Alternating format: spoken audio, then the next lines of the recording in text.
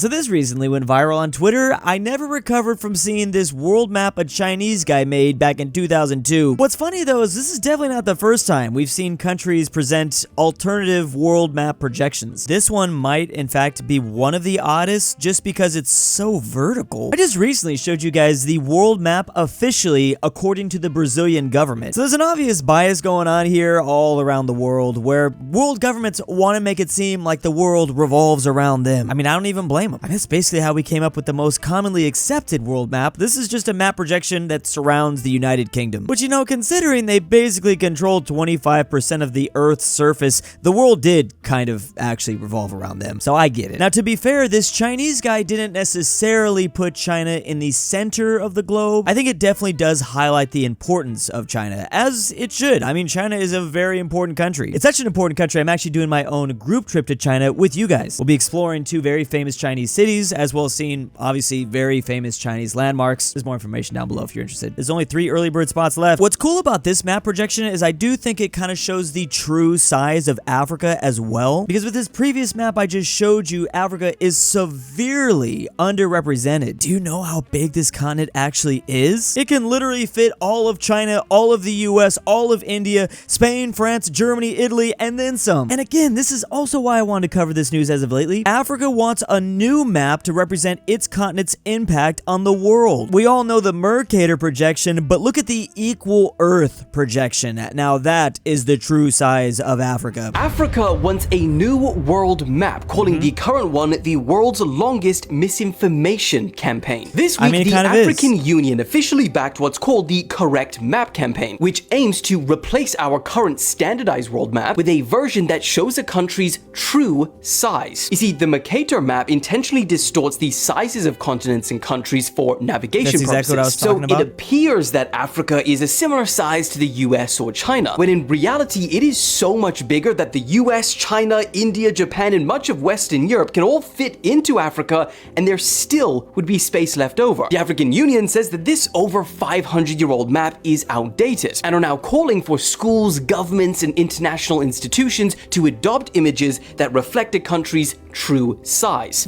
I mean, to be honest, it does make a lot of sense. They propose the Equal Earth projection because they say this is so much more than just a map. It's about Africa's identity and pride. In fact, the head of a campaign group backing this says it's the world's longest misinformation and disinformation campaign, and it simply has to stop. But the question is, what do you think? Basically, what's happening now in 2025 is map projections are being heavily politicized. That's the world we're living in now. And you know what? Somewhat justifiably so. Just when you Google world map, you're getting that Mercator projection everywhere. Who's to say it should even be facing this way? Why not this way instead? I mean, that looks a little bit weird, but that's just because we're not used to it yet. I do think one of the cool aspects that this initial first Chinese map that we saw, it does really highlight just how close everyone is together up here in the North Pole. I mean, Alaska looks like a stone toss away from Norway here, technically. You got Greenland and Canada. You've got all these major players, and this is becoming more and more of a bigger deal as we head on into the future, especially as this Northwest Passage begins to open up. It will ultimately open up more shipping lanes, but we will have a lot less ice. That's probably going to be a problem, but yeah. One of these comments under the TikTok I showed says, just look at the UN logo, that's the real map. Now this one I feel is a great example of not focusing on one particular country, but just kind of everyone as a whole. Well, then again, I think this map projection is a little bit biased towards Santa Claus, and I think Australia kind of gets the short end of the stick, but no, but I do think that is a cool aspect of the UN map projection, because it doesn't make one country obviously the focus point in the center, although it makes South America way too huge, also making North America pretty small as well. I think Africa has different bro, that's the top comment, bro. I think we just got to be careful, because going down this road could be a slippery slope. Some of these map projections, I gotta be honest, are just kind of stupid. Like, there's a ton of them, in fact, that I feel like, nah, we can't possibly use that. And here's the thing, even some go further than just being ugly or disgusting. Some are just straight up offensive. You know what I'm saying? Like, damn. The US tends to be the #1 perpetrator of this when they make world maps that just focus around them, because then they literally have to just cut Asia in half. There's actually an entire website that will show you different map projections, and then these different map projections, if they decide to focus on different countries. Here's Brazil, for example. See, the problem with the Mercator map is it tends to kind of make things smaller in the center. That is why so many people are confused when they see Greenland is not not actually that big compared to Africa. In fact, Greenland over here is not even half of the continent, and that might be shocking if you're just looking at this map projection. I kind of like this US Air Force global map made from 1956. Man, if Africa wants to be made bigger, we definitely decided to make them bigger in this one. The US Air Force might possibly be African supremacists. They made Africa bigger than the largest continent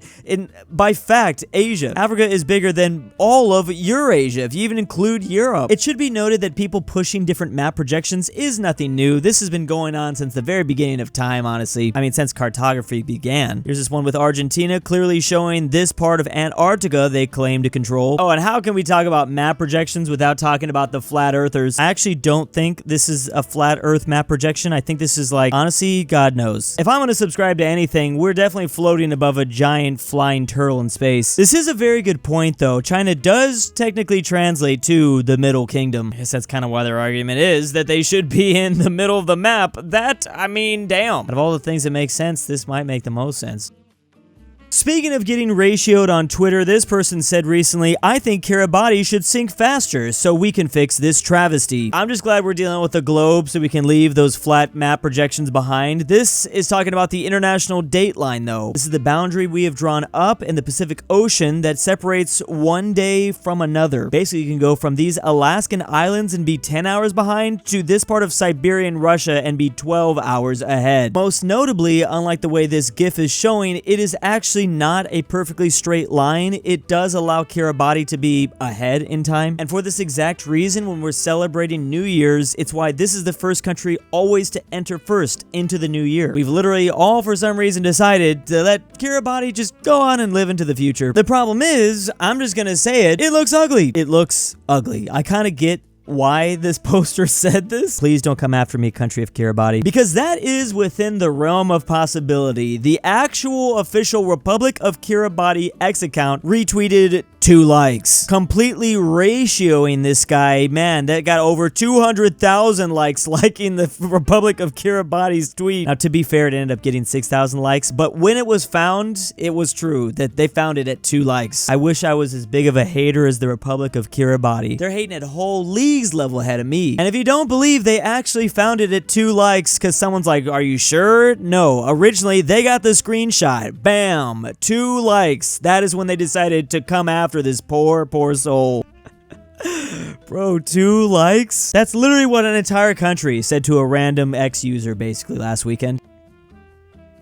Yeah, for real, talk about Kira boss. What's funny is it wasn't always like this. The line actually used to be even weirder and even less straight. This is from an encyclopedia back in the 1800s. I believe it only did this because of the Philippines, which was owned by Spain at the time. They wanted to make sure the Philippines was not living ahead of Spain or something like that. Colonization, I don't know. If you wanted a reason for this whole thing though, basically Kiribati wanted to simplify local timekeeping to boost trade relations with Asia. It only recently changed time zones. It was on the other side back before 1994. So funny enough, it did used to be straight. We used to have a nice, visibly friendly international date line. You know what? The more I read into this, Kiribati.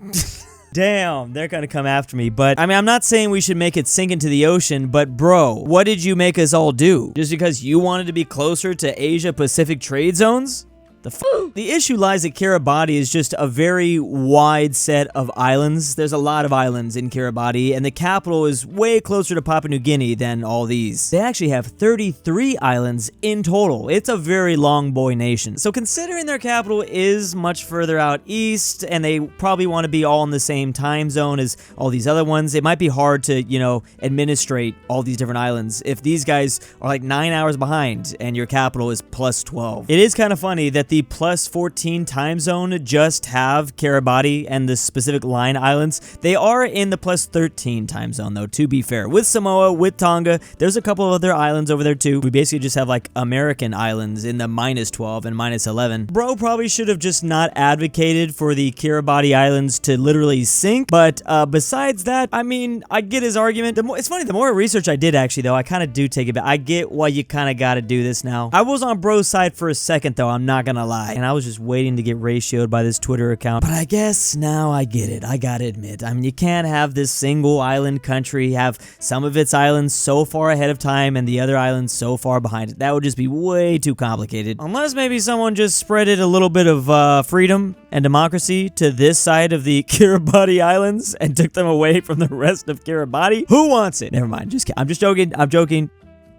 Speaking of which, these are the countries that do in fact only use one time zone. It's kind of a controversial topic in the US because we have way too many, well, not nearly as much as the biggest country in the world, that's Russia. You'd be surprised how many time zones the UK and France still have though, because they still have so many overseas territories. In fact, technically the country with the most time zones is France, because France has held on to, like I said, a lot of their overseas territories. Britain is kind of not as much. It goes France and then Russia, France beating them out by just one. In the US, Antarctica, which barely counts, Australia with 9, and then UK with 9. But a lot of people, as of recently, they've decided to just throw all that away. It's a lot simpler just to manage your country if it was all one time zone. The big one being China. China is essentially the same exact size as the USA, and they said, screw it. Here's the thing though, it kind of makes a lot more sense for them considering 94% of their Chinese population live here, east of this line. Only 6% live out west. So with that information, yeah, they probably should just kind of be one time zone. Basically, all their population is in one time zone. Now, we in the US also have a large portion of our people living out east if you divide the country in half, but it's nowhere near 94%. And you also got to consider we got some pretty majorly important cities to our country. LA, San Francisco, Seattle out here towards the west. China, however, does not. They do not have major cities really out here in the west at all. When you look at a world map, you should actually kind of expect most countries to have just one single time zone, just because most countries in the world are not absolutely massive. And then if you have a country shaped like Vietnam, for example, it's just kind of a long boy. Well, of course, the long boys are all going to be in one time zone. You got to be a horizontal boy. That's not the case, however, for Chile, though, because Chile does have this nice little tail. It's actually kind of insane. Chile has done the impossible in world geography. They are so long and so vertical, they managed to get into another time zone. You might be surprised that a little country like Ecuador is not just all in one time zone, but you'd be forgetting about the Galapagos Islands out here. Basically, all these countries in Europe have a very similar story why they aren't all in one time zone.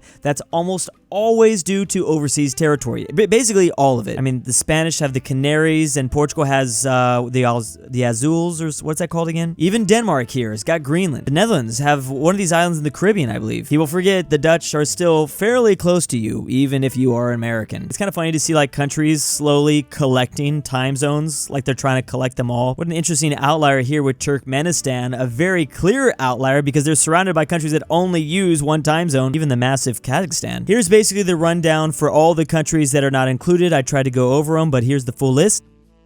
Like I said at the very beginning, check that link down below if you'd like to join me in China. See you next time. And a big thanks to my patrons this month. Drew's abandoned son from Alabama. Petition for Drew to make Hoi 4 ASMR Tingles version 2. Nolan. Alexander the Terrible. Nord Tyrol. Miglu the Goat. King Bear Hayes. Connor Pavlik. Frederick Tiblin. Carmel. Drew's Argentinian Trust Fund. Rip Grandpa. Douche Baggins. Luxembourg Lover. And Tambrin.